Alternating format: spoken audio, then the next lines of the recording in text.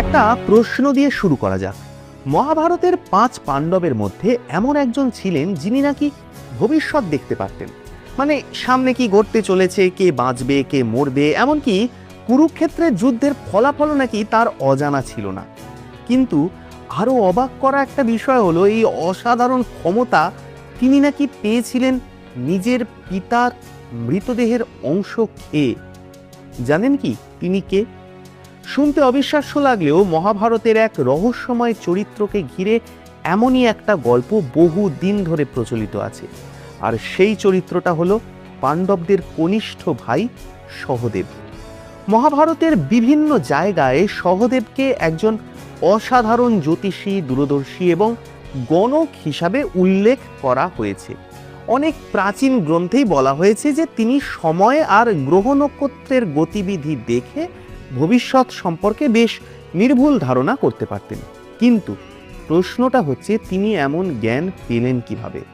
আজ আসুন আলোচনা করা যাক মহাভারতের এক সম্পূর্ণ অচেনা অধ্যায় নিয়ে। নমস্কার, আমি দীপ থট চ্যানেলের এই ভিডিওতে সবাইকে স্বাগত জানাই।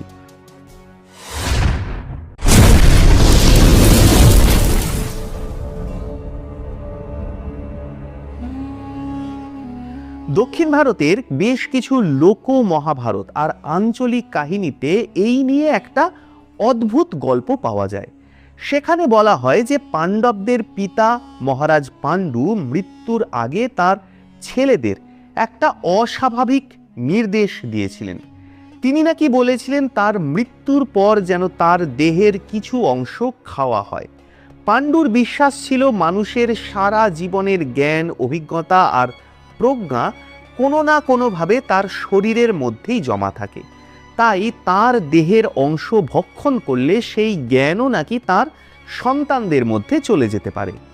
পাণ্ডুর মৃত্যুর পর যখন তার দেহ সৎকারের প্রস্তুতি চলছিল, তখন এই নির্দেশের কথাও সামনে আসে।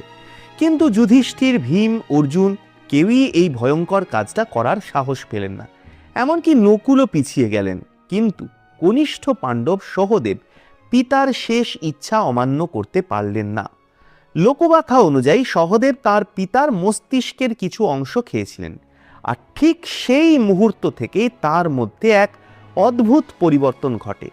প্রথম অংশ খাওয়ার পর নাকি তার সামনে অতীতের অসংখ্য ঘটনা স্পষ্ট হয়ে ওঠে। পৃথিবীর সৃষ্টি থেকে শুরু করে ইতিহাসের নানা ঘটনা যেন তিনি দেখতে পান। দ্বিতীয় অংশ খাওয়ার সঙ্গে সঙ্গেই তিনি নাকি বর্তমান পৃথিবীর নানা ঘটনার খবর জানতে পারেন। আর তৃতীয় অংশ খাওয়ার পর তাঁর সামনে খুলে যায় ভবিষ্যতের দরজা। তিনি দেখতে পান সামনে আসছে এক ভয়াবহ যুদ্ধ, কুরুক্ষেত্রের মহাযুদ্ধ। তিনি বুঝতে পারেন কে বাঁচবে, কে মারা যাবে, আর শেষ পর্যন্ত এই যুদ্ধের ফলাফল কি হবে। এইভাবেই সহদেব নাকি হয়ে ওঠেন ত্রিকালজ্ঞ, অর্থাৎ এমন একজন মানুষ যিনি অতীত, বর্তমান আর ভবিষ্যৎ 3 কালই জানেন। তবে এই গল্পের আর একটা ভিন্ন সংস্করণও কিছু লোককথায় পাওয়া যায়। সেখানে বলা হয় এই ঘটনার খবর ভগবান কৃষ্ণ নাকি আগেই পেয়ে গিয়েছিলেন। তিনি বুঝেছিলেন যদি সহদেব পুরো দেহটাই ভক্ষণ করেন, তাহলে তিনি এমন জ্ঞান পেয়ে যেতে পারেন যা ভবিষ্যতের ঘটনাকেও বদলে দিতে পারে। তাই কৃষ্ণ নাকি আগে ভাগেই এসে পাণ্ডুর মৃতদেহের বেশিরভাগ অংশ নিজেই ভক্ষণ করেন।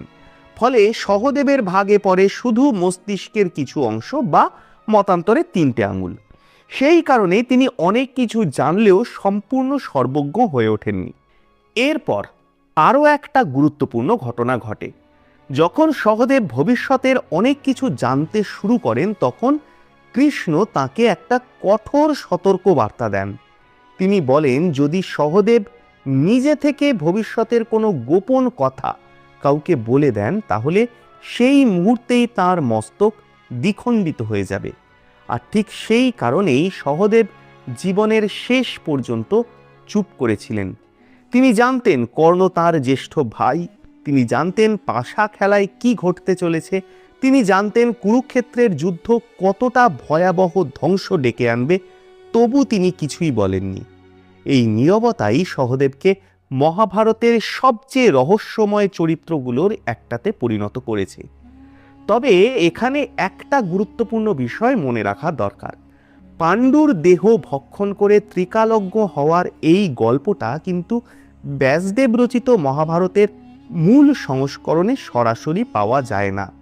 দক্ষিণ ভারতের কুম্ভকানাম সংস্করণ বা উত্তর ভারতের অনেক রিসেশনেও শুধু এটুকুই বলা হয়েছে যে সহদেব ছিলেন একজন অসাধারণ জ্যোতিষী আর দূরদ্রষ্টা। পিতার দেহ ভক্ষণ করে জ্ঞান পাওয়ার এই বিস্ময়কর গল্পটা মূলত আঞ্চলিক লোকমহাভারত, লোকগাথা আর পরবর্তী ব্যাখ্যা থেকে এসেছে। তবু শতাব্দীর পর শতাব্দী ধরে এই গল্প মানুষের কৌতূহল জাগিয়ে রেখেছে, কারণ এটা শুধু একটা অদ্ভুত ঘটনার গল্প নয়, এটা এমন এক মানুষের গল্প যিনি সব কিছু জেনেও চুপ করেছিলেন। মহাভারতের অসংখ্য বীরের ভিড়ে সহদেব তাই এক অদ্ভুত চরিত্র, যিনি হয়তো সবচেয়ে বেশি জানতেন কিন্তু সবচেয়ে কম বলেছিলেন। কেমন লাগলো আজকের এই ভিডিও তা কিন্তু অবশ্যই জানাবেন কমেন্ট করে। আর এইরকমই পুরাণ, ইতিহাস, ভূগোল, বিজ্ঞান, সিনেমা, এন্টারটেনমেন্ট, দুনিয়ার নানা বিষয়ে নানা অজানা কথা, অজানা রহস্য জানতে সাবস্ক্রাইব করুন ডিপ থট। পাশে থাকা বেল আইকনটা প্রেস করতে ভুলবেন না। আর হ্যাঁ, এই ভিডিওর ডেসক্রিপশনে এই চ্যানেলের ফেসবুক পেজ, ইনস্টা হ্যান্ডেল আর হোয়াটসঅ্যাপ চ্যানেলের লিঙ্ক রয়েছে। প্রত্যেক ভিডিওর আপডেট সবার আগে পেতে ফলো করে রাখবেন ফেসবুক আর ইনস্টা, আর জয়েন হয়ে থাকবেন হোয়াটসঅ্যাপ চ্যানেলে।